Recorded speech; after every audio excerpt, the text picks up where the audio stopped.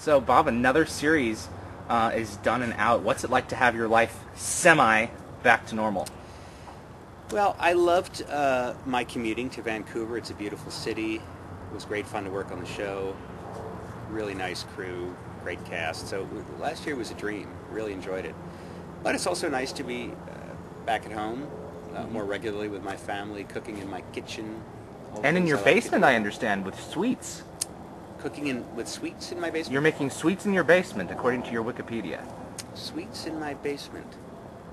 It said you are a lover of sweets, and you want to when your acting is done, start a sweet shop. Is that a lie? I think it's a lie.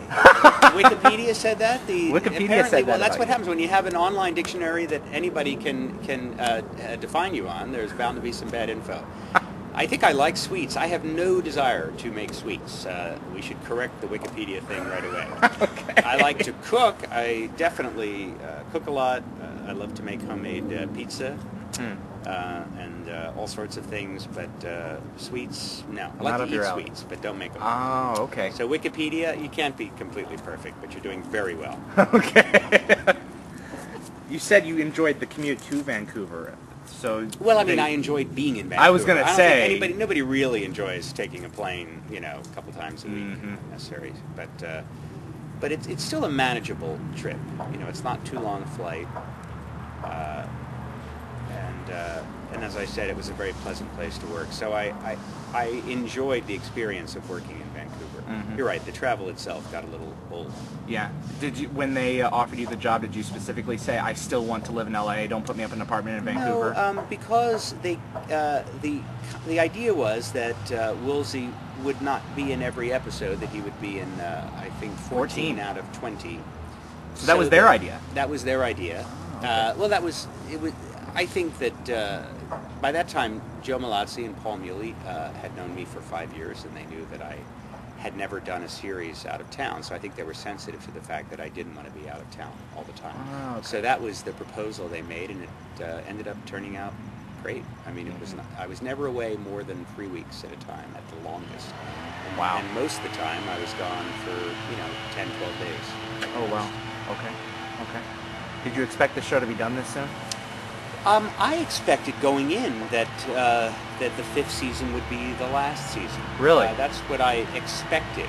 But I have a tendency to, I know how show business is, so I never assume anything. While we were doing it, there had been an uptick in the ratings.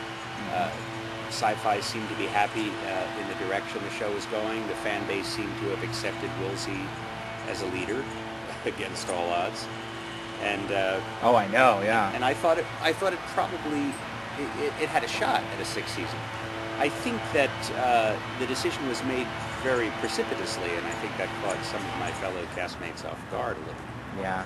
Yeah. The word came out, I believe, while they were shooting Infection. Joe came down to the set. According to Andy Makita, Joe came down to the set and laid the news, and everyone was just like, "Oh." No, and I missed that just by a few hours, because I remember I was informed by my driver, Larry, who just picked me up at Vancouver Airport, because I had come in that day. So the news broke on the set probably while I was in flight. And so I got the word, and then Joe very kindly gave me a personal call late that afternoon at the hotel so that I would hear from him. But of course, the transportation department and the wardrobe department, if you want to know anything about any production, you don't have to go to the production office. My first choice is usually wardrobe, and then makeup and transpo, and then you get all the skinny. That's my dog barking in the background. I apologize. Shut up! Thank you. Hey guys! Come on, buddy. Let's introduce the dogs. Come on, bud. Come on, Lola. Here's little Lola. Lola's a rescue. She's kind of a mutt. We know that she's 3 different dogs in one. We don't quite know what 3 dogs. She looks kind of like a Georgia O'Keeffe painting, don't you think? or a Taco Bell pitch girl. But she's a very sweet animal, a good licker, good licking, very good licker. And then Buddy. And then there's Buddy. Here comes Bud from off camera. Buddy is perhaps the fattest Chihuahua on record. We read that a Chihuahua is supposed to be 9 pounds. Buddy is pushing 15, so he's kind of the Jackie Gleason of Chihuahuas. He has to go to the tall and fat Chihuahua shop when he buys a collar. But he's a very sweet animal, and we love him very much. He's also a good licker. You said early on that you and Joe had a fondness for dogs. Yes, we do. We do have a fondness for dogs. Joe has, I believe, 4 now. Yeah, I know. And they're beautiful, and he's a real purebred dog. Yeah. But he's a purebred. But Lola is definitely a mutt. Oh. But they are very they're good animals. They came to Vancouver a couple of times. Really, you brought them? Very much. Yes. You put them under the seat in front of you? Yes. Well, actually, when they came up together, Buddy got to fly in the cabin, and Lola had to be in pressurized cargo because she's a bit of a barker. Oh. So, yes. They had to put her out. Yes. We had to put her out. And of course, the day we flew home, I believe we were detained at the airport 4 times because apparently there was someone on the no-fly list who has a similar name to me, -1 vowel. So I kept saying, is the guy who's not supposed to be flying on the plane, was he on Star Trek too? Because if you want to confirm my identity, you could turn on the Spike channel at 2 o'clock. It's a great way to know who I am.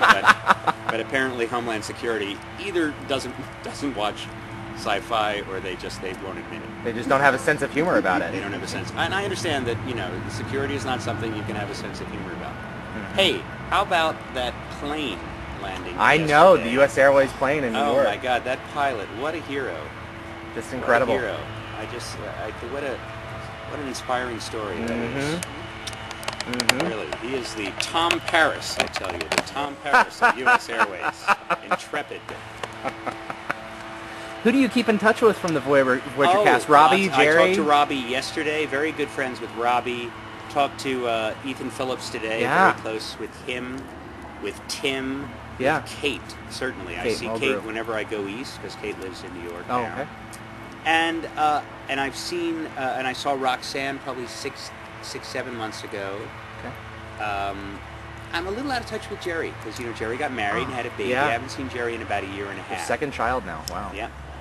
And who did I leave out? And Garrett. Garrett, I see. I saw Garrett as recently as 2 weeks ago. There was the memorial service for Major Roddenberry, which was a very, very lovely event. She passed away. Yes. I didn't know that. She passed I away. had no clue. She passed away, I think, December 18th. And there was a lovely memorial at Forest Lawn for her. And I saw many of my old companions from the other franchise, we call it now, because this is a Stargate website we're speaking on. That's right. So I refer to my old job as the other. I'm still waiting for you and Jerry to get your act together and record an album. That would be great. Because it was so good. Someone to watch over me.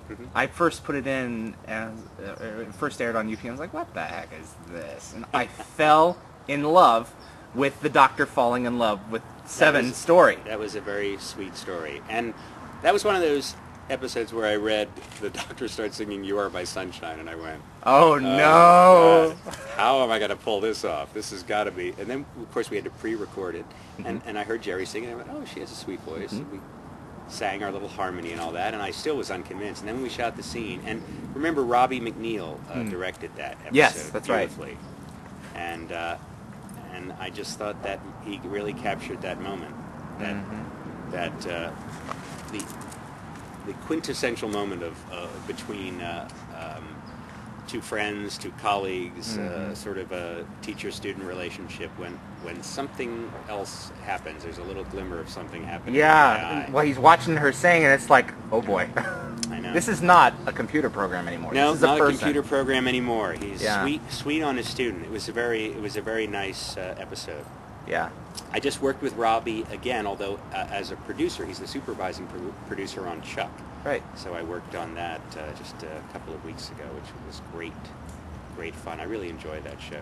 I haven't seen it, but I've heard it's really Zach good. Levy, funny guy. Yeah. And also another sci-fi giant, Adam Baldwin from Yes. Firefly is in it. He's terrific. It was really a nice experience. So I enjoyed it. Buddy's getting a little restless. Buddy wants to talk a little about him. Do you have a question for Buddy? What's it like living in this great home? Well, what is it like? Buddy's been on a diet, so he's a little cranky. Whenever you're eating something that looks good to him, and frankly, everything looks better than his, Royal Hawaiian Chihuahua food, which is very good Chihuahua food. Don't get me wrong. But he gives you what we call the angry Elvis look, where he kind of curls his lip up